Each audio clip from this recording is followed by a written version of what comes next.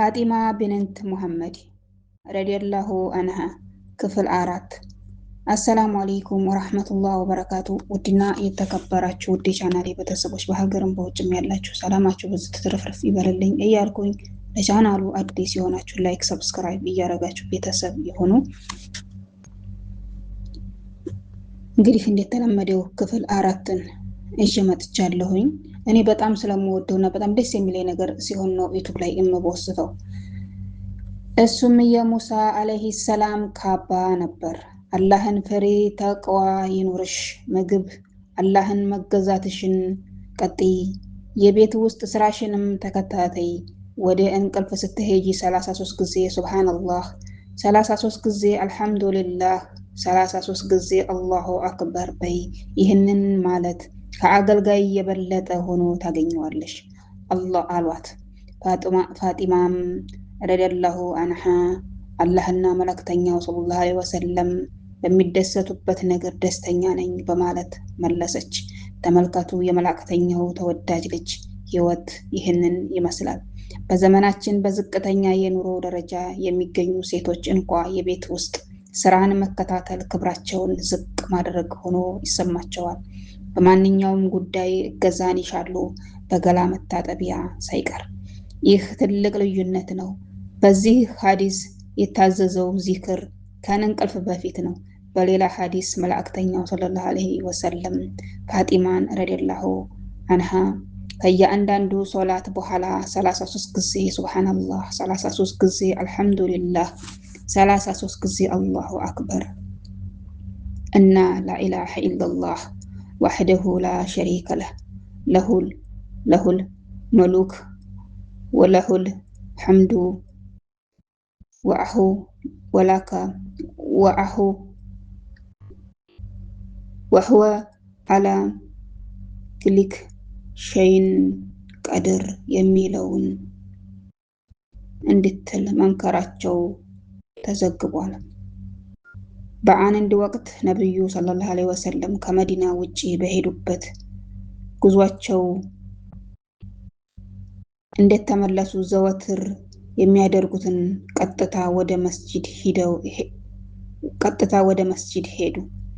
በዚያም 2 ረክዓ ከሰገዱ በኋላ ወደ ሚስቶቻቸው ከመሄዳቸው በፊት እንደ ልማዳቸው ወደ ፋጢማ ቤት ሄዱ። ፋጢማ በደስታ ተቀብላቸው ፊታቸውን፣ ጉንጫቸውንና አይኖቻቸውን በመሳም ለቅሶዋን ለቀቀችው። ረሱልም ሰለላሁ ዐለይሂ ወሰለም ምን አስለቀሰሽ ሲሉ ጠየቋት። እርሷም የአላህ መልእክተኛ አባቴ ሆይ ፊትህ ግርጥቶ ልብስህ አልቆ ስላየሁ ነው በማለት መለሰችላቸው። እርሳቸውም በተለሳለሰ ሁኔታ ፋጢማዬ አታልቅሺ፣ ከመታመም አታልቅሺ፣ በከተማም በገጠርም ወይም በበረሃ ድንኳን ያለ ማንኛውንም የዚህ ምድር ነዋሪ ሰው ህይወት ላይ ተጽዕኖ የሚኖረው ዓላማ የሚያራምደው አባትሽ በአላህ ሱብሃነሁ ወተዓላ ከፍተኛ ደረጃ የተሰጠው በመሆኑ አታልቅሺ አሏት። ፋጢማ ረዲየላሁ አንሃ ምንም እንኳን በጋብቻ ምክንያት ከአባቷ ብትለይም የኋላ መኖሪያ ቤቷን ከቤታቸው አጠገብ ቀለሰች። ቦታውንም በስጦታ መልክ ያገኘችው ነብዩ ሰለላሁ ዐለይሂ ወሰለም ጎረቤታቸው ብትሆን እጅግ እንደሚደሰቱ ያውቁ ከነበር አንሷሪ የመዲና ሰው ነበር። ወደ አባቷ ዘንድ በጉርብትና ከተመለሰችም በኋላ እንደወትሯቸው ሁሉ ደስታቸውን፣ ሐዘንና ችግራቸውን በመጋራት አብረው ኖሩ።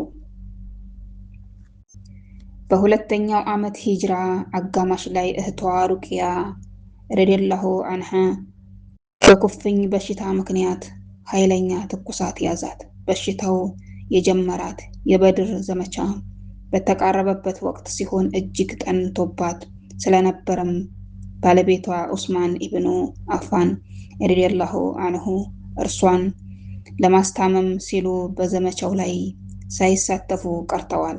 ሩቅያ ረዲየላሁ አንሃ አባቷ ከበድር ዘመቻ መመለሳቸው ከመመለሳቸው በፊት ህይወቷ አለፈ። በእርሷ ሞትም ምክንያት እህቷ ፋጢማ ረዲየላሁ አንሃ በጣም አዘነች።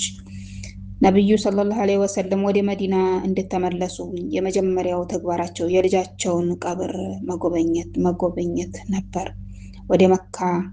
ወደ መካነ መቃብሩም ፋጡማ ተከትላቸው ሄደች። አሰላሙ አለይኩም ወረህመቱላህ ወበረካቱ። ውድና የተከበራችሁ ውድ ቻናሌ ቤተሰቦች በሀገርም በውጭም ያላችሁ ሰላማችሁ ብዙ ተረፍረፍ ይበልልኝ እያልኩኝ ለቻናሉ አዲስ የሆናችሁ ላይክ፣ ሰብስክራይብ እያደረጋችሁ ቤተሰብ የሆኑ እንግዲህ ክፍል 4 ይሄንን ይመስላል።